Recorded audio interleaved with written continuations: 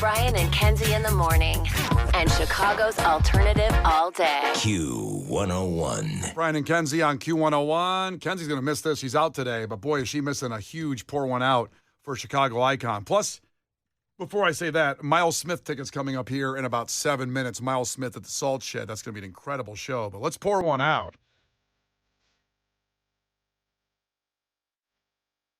This is huge. It's going to impact everybody listening. Your lives are changed forever after this.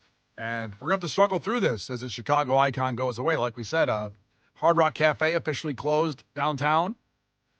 So many bands got their start playing at the Hard Rock Cafe back in the day. Q101 did so many cool things with that place. And the cool guitar.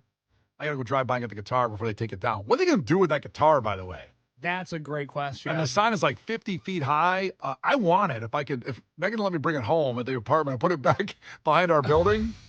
That just doesn't seem like something Billy Corgan's going to end up with. Oh, you know it. He got the orange chop suey sign a few years ago. It just feels like the Hard Rock Cafe sign is going to end up in Madame Zuzu's in Highland Park. Yep, look for it there. So we're pouring one out. Again, this is huge. And what we're pouring one out for in Chicago is Willis Tower's name. Wow. Now, you might be saying, what the hell's the Willis Tower? Of course you would if you're a real Chicagoan, because that's the Sears Tower. And I have never called it that until just now, the Willis Tower. And it wasn't by any kind of intention like, hey, you don't call it that. I don't know what Willis is. I don't know what they do. And they changed the name back in the day, and I was kind of like, it's called the Willis Tower now, kind of like Comiskey went from U.S. Cellular to Guaranteed Rate to now the Rate. I know what they do. I know what Guaranteed Rate does. I don't know what they do. I'm a White Sox fan. It's a mortgage company. Mortgage lending company. It's one of the biggest ones in the country. Oh, they're based here in Chicago. What a great point, though. Good people. I love them. I don't know what Willis is. I just Googled it while I was talking because I didn't know what they are. So Willis Tower Watson, WTW, is a global consulting and professional service firm. It merged in 2016 and rebranded in 2022. I don't need to get into all that. God. So it's a multinational risk advisor, insurance brokerage, and reinsurance brokerage company headquartered in the Willis Building in London, third largest in the world. And then they had that building in London. Then they got the Willis Tower. I guess it was 11 years ago. Yeah. Okay. So today, the branding of the Sears Tower, Willis Tower, goes away. It can go away. There's a 5-year option to buy the name because Aon, which has the Aon building here in Chicago, bought Willis for $30 billion. $30 billion? The company. And they just threw in the Sears Tower as, hey, what's gonna sweeten up this deal? We'll give you one of the biggest buildings in the world. All right, cool. They threw it in like a second-round draft pick in an NFL trade. Some prospects. So the London-based insurance broker will be rebranded under the Aon banner when this deal closes. And so there you go. Wait. Okay, I'm sorry. What's Aon? So Aon, by their description on their website, is, and listen, I know people that work at Aon in that building for years. Oh, you do?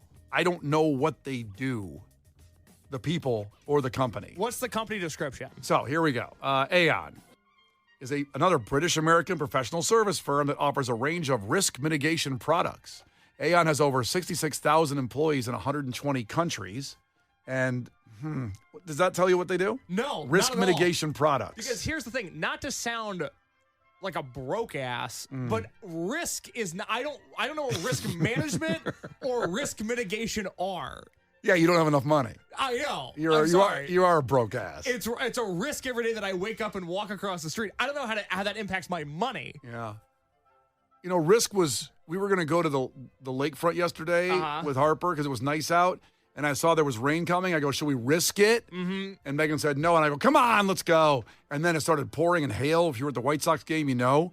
That was the risk in my life that I almost got caught in hail yesterday. Yeah, I don't understand what risk mitigation is. Let's go to their story and let you know. Let's do it. Our world has become more volatile economically, socially, and geopolitically than ever before. Jesus. What an opening. Oh, my God. You couldn't get past that. Just the open paragraph. You're ruined. You're going under the covers for the day, and you're going to sit back and just try to process that. That reads like the scroll at the beginning of a Star Wars movie.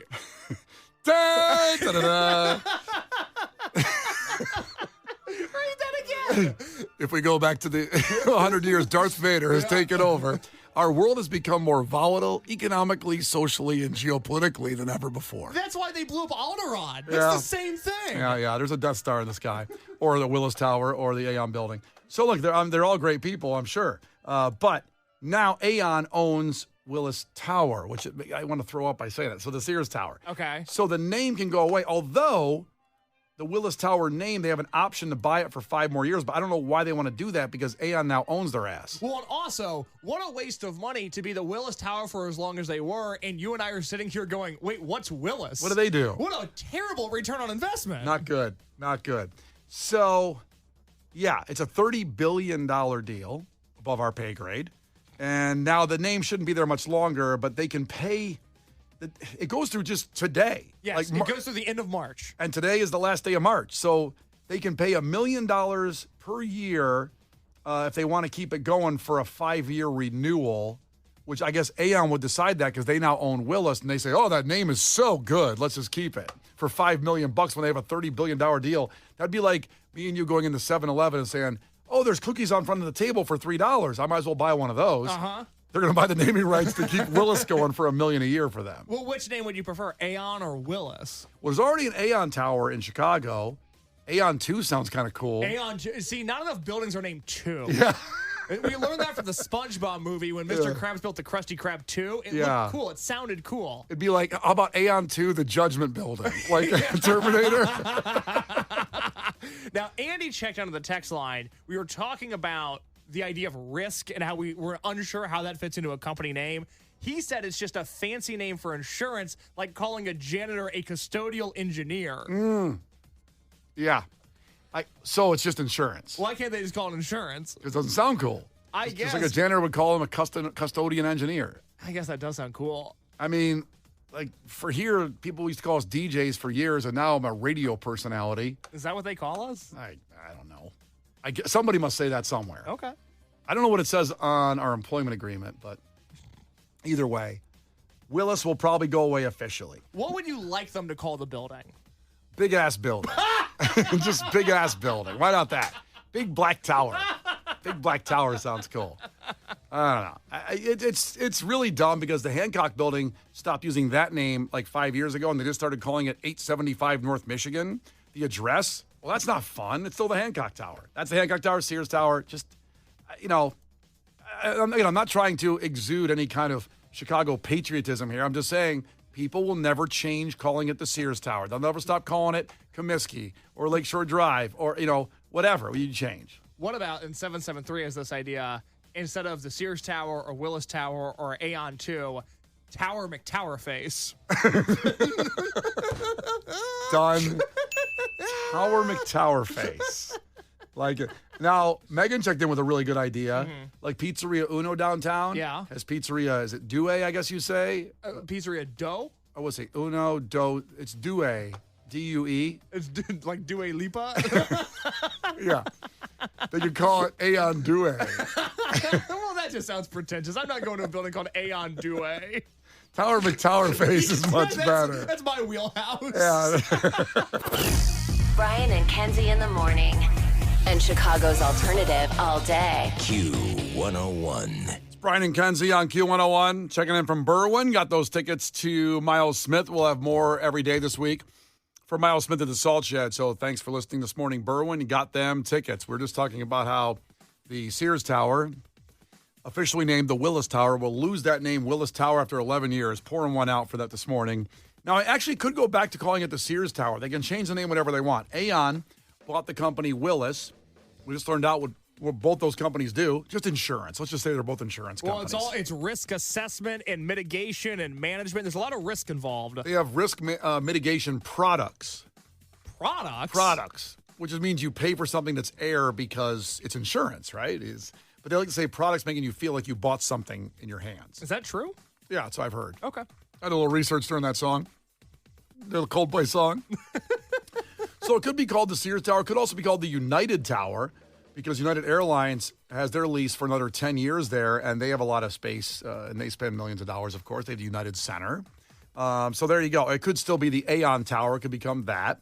I think I should just buy it back the Sears Tower. I said big black building. I didn't know what BBT meant. Yeah, Big Black Tower is what you said specifically. Yeah, and someone said, did he really just call it BBT? And I didn't know if I said something really wrong, cancelable by saying BB, if they abbreviate it to BBT. What does BBT mean? I don't know if I can say it. It's a baby boy toy. Baby boy toy. According to Urban Dictionary, which it's basically a sex toy. That is it's a headless mannequin.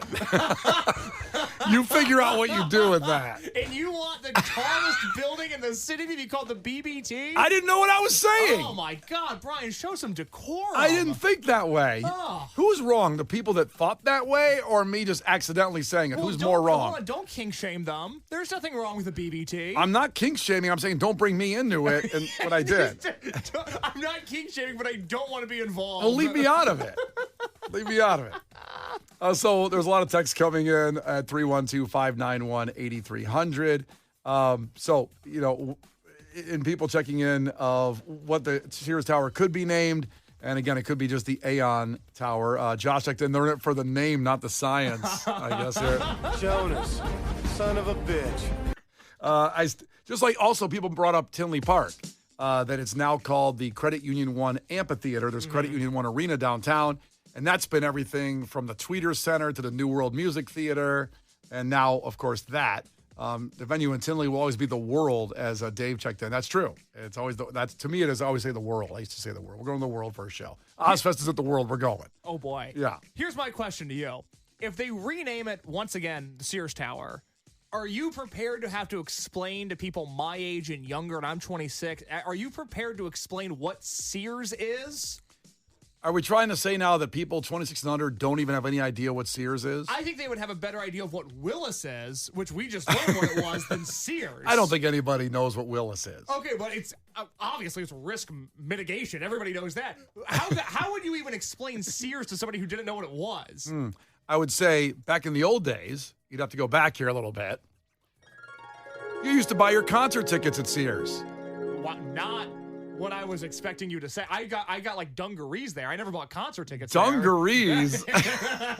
So back in the day at Sears, you used to go past the hardware and you walk right on by that. You don't need that. Kitchenware. Yeah, okay, kind of your section. The dungarees section. Where I reside. The sundress section. Love it. And you go upstairs the escalator, and always in the way back of Sears, that's where you bought. That was like a Ticketmaster outlet where you'd buy concert tickets at Sears. Can I ask a question about that? Mm-hmm. If you were going to buy concert tickets at Sears, how would you pick your seat? You picked it on site. Like it was with the person. Like it was a free-for-all? No, with the person there, they had a seating chart. Really? Yes. Oh, that sucks. Actually, it was very nice. There was a very nice person there usually working there, and there was no fees. Huh. Well, I prefer the Ticketmaster queue online. Well, do you want to add fees or no? It's too late now. Well, of course it's too late. Unfortunately, we've learned we can't put that toothpaste back in the tube. No, it's gone. But that's what you used to do, go to Sears. So I would explain to the youth as concert tickets, you buy them online now. You used to buy them at Sears. They also had hammers, and they had pots and pans and dungarees. All those things were there. The Brian and Kenzie Show. On Q 101. The Brian and Kenzie Show. On Q 101. Well, Kenzie will be back tomorrow, and at this time, 8:20 on Tuesday every week. It's Kenzie's Crimes.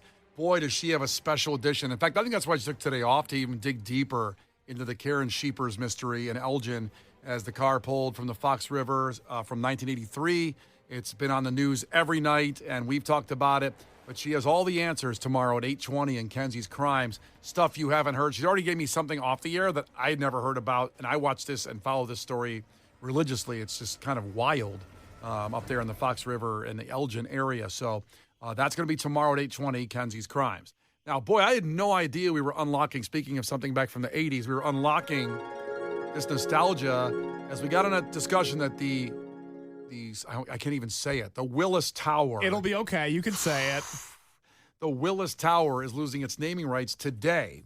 Aon bought Willis, that company, and they can buy an extension. They use it for 5 more years, or they can go back to calling it the Sears Tower. They can call it the Aon Tower. A lot of people checking in with what they should call it. I like Corey checked in from Valpo and said they should call it Aon 2 Electric Boogaloo. If it's not called that, I'm leaving the city. That's exactly what it should be called. Because they already have a building here, Aeon. But it brought back a lot of memories. And Case asked me, how would you describe Sears to someone his age or younger, 26 or younger, because they never got to go to a Sears.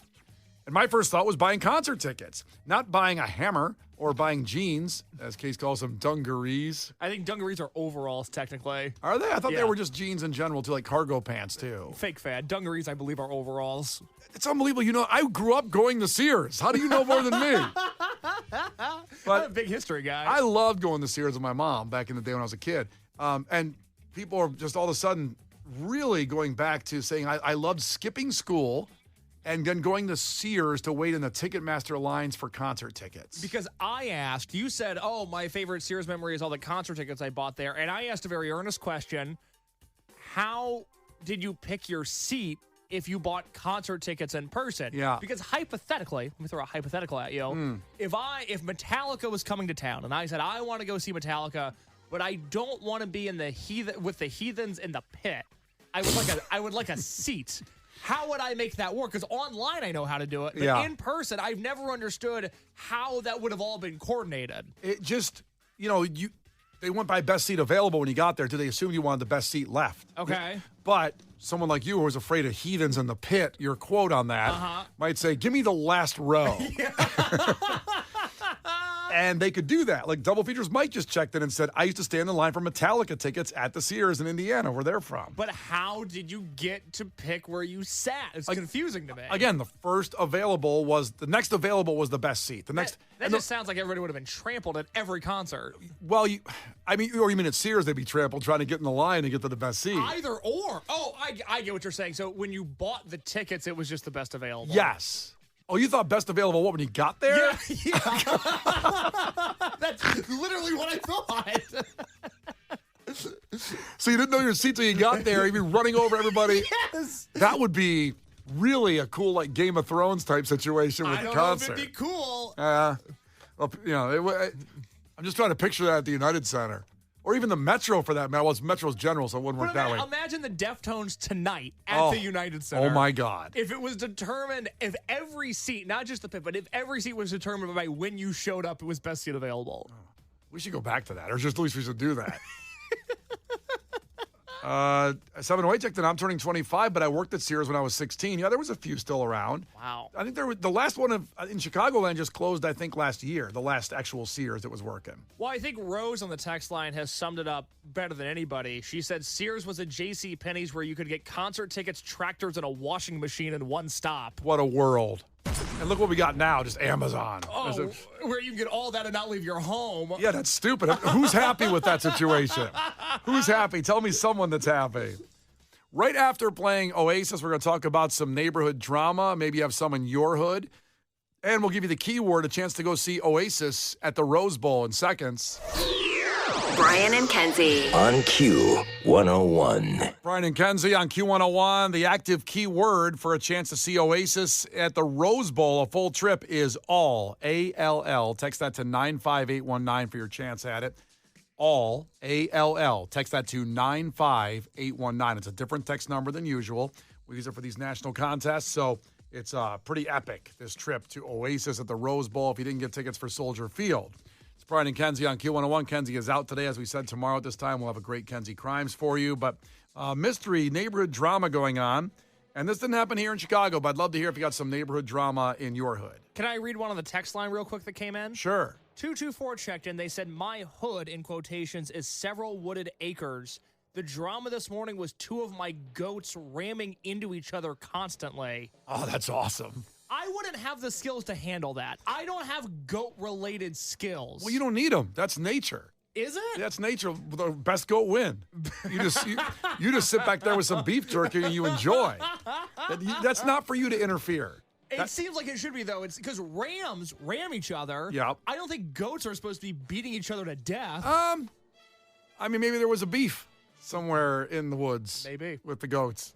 Maybe someone bet on a number 2 seed in March Madness and another goat's winning his bracket. Can't we all just get along? Why do the goats have to fight each other? Because that's their nature. Okay. It's in their nature to kill each other. No, I don't think it is. See, I quoted the Terminator, and you didn't even recognize after seeing T1 and 2. I apologize. Remember he says that? It's in your No, nature. I don't remember that. Arnold says that's in your nature to kill each other. He says that to humans? Yeah, he's explaining why this is all happening. We shouldn't get off on a Terminator tangent No, right now. explain to me the plot of T1 and T2 right now. You've seen them. You're supposed to remember now. They were good, too. More so with neighborhood drama. This is a man in Oregon who says people keep leaving, or someone, large gallon-sized bottles of pee inside his recycling bin.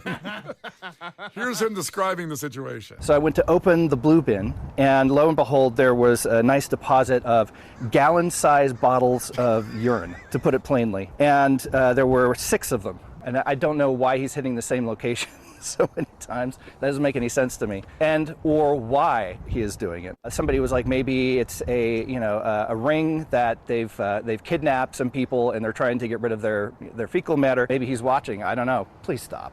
Please just don't do it anymore. What a thought of how it's getting in there. That there's a kidnapped person and the urine's going in his recycling bin. That's a wild thought on his part. Instead of just someone punking him, some 14-year-old kids. Yeah, some guy just hates him, and so he's peeing in his recycling bin. Yeah, it's kids, they're kind of wild. They're dumb sometimes. So it is a crime, according to the Oregon police, of doing this, leaving gallons of pee inside his recycling bin, which isn't very nice because we know, of course, we want to recycle and save the planet. But then again, we're not sure if that really goes anywhere in the blue bins. No, not sure. I mean, it's just, come on now. They're not, I love the idea of recycling. It's not real. You should keep doing it, but I don't believe it. Yeah, just go along with the facade. I'm just, I'm sheep. Or like the goats that hits her in the head. I'm one of those. Not to go back to the goats real quick, but Dan on the text line said that rams are male goats. I kind of thought that, but I was afraid to go on an edge there when you said it. I was afraid to kind of make that leap, like, I know what it is. I'm gonna ram him. Wait, what's the noise you make when you take a leap? Like I'm gonna ram case. And instead, I'm glad he did that. I think it's a male. Yeah, they have horns. So are goats only women? I'm afraid to go on this one too. I don't know. But a male goat's a buck. Is that right? I didn't know rams and sheep were related. I swear to God, I had no idea. Well, listen, there's a lot of animals out there in the kingdom of the animals. Well said, Morgan Freeman. Well done. There's a lot of animals out there in the kingdom of the animals. Thanks for that. Really insightful. All right. So I don't know who would possess a man to do this. I'm curious of other neighborhood drama besides the goats. So if you have any neighborhood drama in your hood like this guy does, where they're just putting, imagine that. He's got to lift the milk cartons of pee out of his recycling bin. And then I don't know what he does with them, pour them out, and then put them back in because they're plastic containers. Well, do you put them back in the sink? Oh no, I'm not taking them inside the house. No. No. What? Okay, so someone. You want me to put someone else's pee? You want to bring that in my house? But you're pouring it down the sink. No, I'd pour it down a drain outside on the ground. You have an outside drain? I think there's a sewer somewhere nearby. I don't know. I'm not buying it. I'm not buying it. I'm not taking someone else's pee inside my house. Why not? Because it's that crosses a line. But it's almost like a threesome if I bring the pee inside the house with my wife. No, it's not. It's nothing like that. And if it is, you've had several threesomes. My man. All right. So I'd love to hear from drama that you're having. If you want to call and explain it right now, 312-591-8300, something going on in your household, please share it with us. Brian and Kenzie on Q101. So let us know what's going on in your neighborhood that's weird, the drama. It's Brian and Kenzie. The Brian and Kenzie Show. On Q101. The Brian and Kenzie Show. On Q101. Brian and Kenzie on Q101. And coming up, some music entertainment news, some really wild news coming in there from Saturday Night Live. Maybe you saw it come across your timeline. We'll explain what happened. You have to hear this. In about 10 minutes, we'll have that. We just got on a weird tangent of talking about a guy who has someone leaving gallons of pee in his recycling bin, and he doesn't know what's going on. We're discussing neighborhood drama on the text line case. What do you got? You said you wouldn't bring piss jugs into your house and pour them down the sink if this happened to you, and 815 said, Brian, for God's sakes, don't pour piss jugs into storm drains. Why? That's what's in there. It's not my piss. Eventually maybe it is. It goes from the toilets into the drains, right? Well, it's like the thing about how we're drinking the same water that Jesus drank because water is just recyclable. Yeah, what's the problem? I'm not taking my piss jugs into the house to empty them. We need to stop saying the word piss. Okay, sorry. Gross. Okay, let's go on. We're talking about neighborhood drama. You can keep it coming here. Rye Guy's checking in. Ahoy, Rye Guy. What's going on in your hood? What's up, guys? Right, guys, checking 60176 Killer Park. How's it going? Whoop, whoop. Yo, neighborhood drama is crazy. You guys asked at the perfect time. I'm literally on the way to Skokie Courthouse. Long story short, Saturday night, I woke up to dogs crying. I caught my neighbors dog fighting. There was about 15 people drinking, smoking pot on a porch, dog fighting, right? I don't care, but what they forgot is I have a law degree. That being said, I'm on my way to Skokie Courthouse at 9 a.m. So when they get evicted today later, they know who did it. And now it's on the radio. Okay. I love it. Well, I love it. I'm glad you checked in on that. And, of course, it's abhorrent to have dog fighting going on, the poor guys. And probably, no one asked them to fight, and they're in there, and it's terrible. It's a terrible situation. So I'm glad It was horrible to hear. I woke up to it. It was like, am I really hearing this? I look out my window, then I actually see what I think I saw, and I go, yeah, no. And they forgot that Rye Guy's got a law degree. I'm the dumbest, smart person you've ever met. They did forget that. Yeah, I forgot it, to be honest. Yeah, you forget the dumbest, smart person you ever met. So I called in a favor of a favor. So I'm having an issue in Chicago taken care of in Skokie because that's what you do when you know people who know some people who know some people. Well, that's so Chicago, by the way. No kidding. So you're going in there by yourself, or you have to face them in court? Oh, I'm going in right now to get a temporary TRO. So basically, they have to be gone regardless for at least 2 years. And then if they decide to come back and they do want to go to court, I'll happily be there. But then again, I have more attorneys than I have friends. So it doesn't really matter. Are you worried about repercussions?